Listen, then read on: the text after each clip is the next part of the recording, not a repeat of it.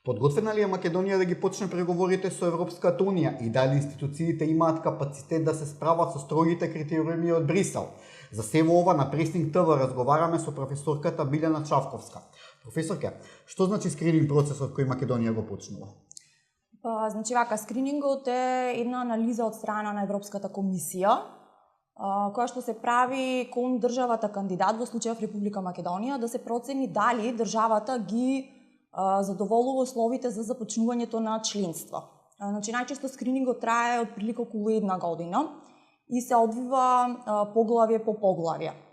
Во текот на скринингот, значи можат да бидат наметнати одредени прашања кои што би биле проблематични во текот на преговарањето. Меѓутоа, во тој процес на скрининг не се отвараат одредени конкретни решенија за тие проблеми кои што би се појавиле во процесот на преговарањето. Така, колку институциите се подготвени да ги почнат преговорите?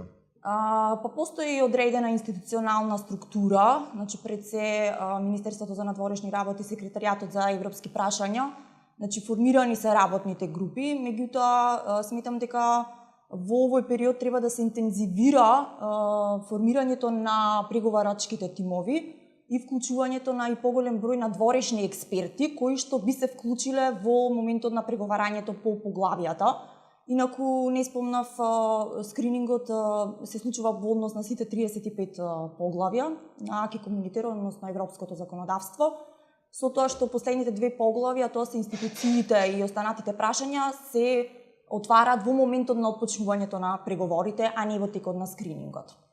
Така, пред мене ги имам поглавјата што ги преговараме. Во нив се почнува и завршува со поглавјето 24 владење на правото. Дали е тоа најтешкото и најобемното поглавје? Во однос на поглавјата 23 и 24 има посебни правила на кои што се врши скринингот и преговарањето. Европската комисија и воопшто Европската унија, поучена од претходните искуства со проширувањето со Романија и Бугарија 2007 година и со Хрватска 2013 година, посветува посебно внимание на овие поглавја.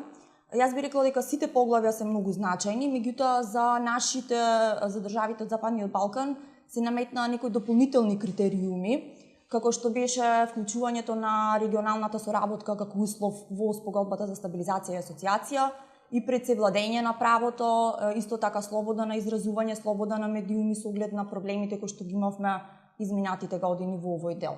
Така, професорке, Македонија има кандидатски статус од 2005 година, но поради спорот за името до сега не успеавме да почнеме преговори.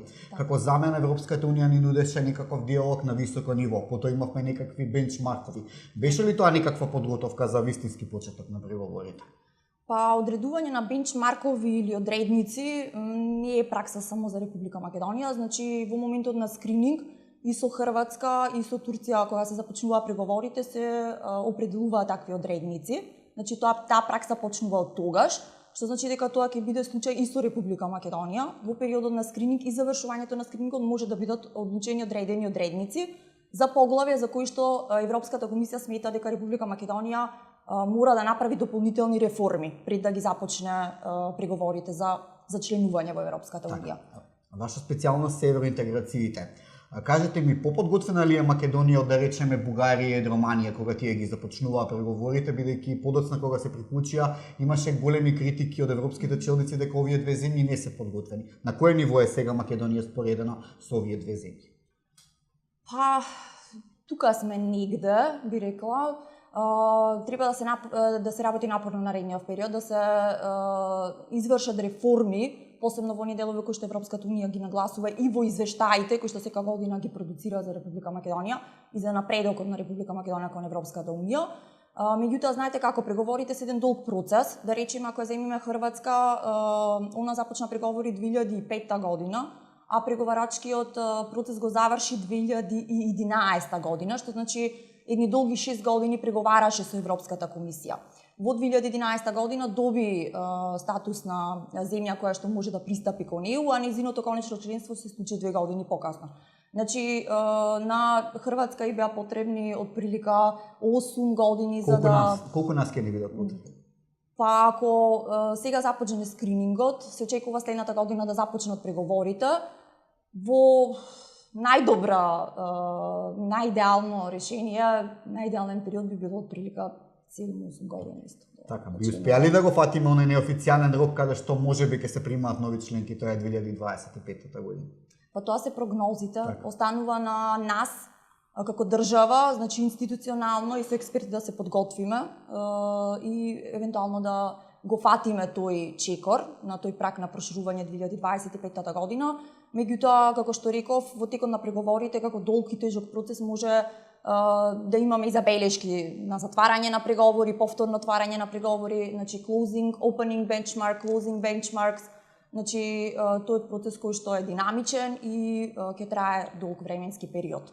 Така, ги заостри ли Европската унија критериумите за прием на нови членки? Дали вистински или само декларативно се залага за прием на нови членки?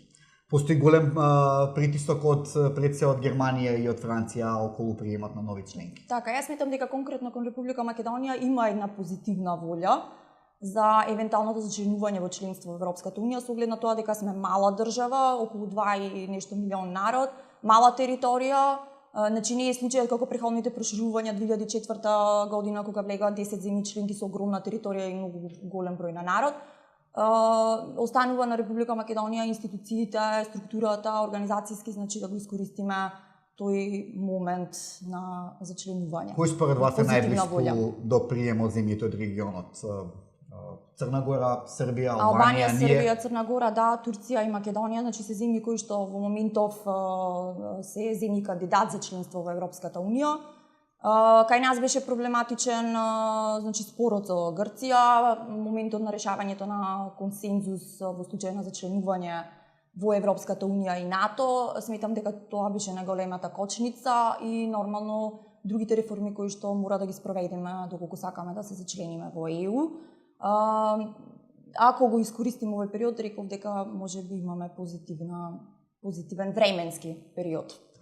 Професор, ќе ви благодарам за интервјуто, за пристигнато. Ништо, благодарам поканата.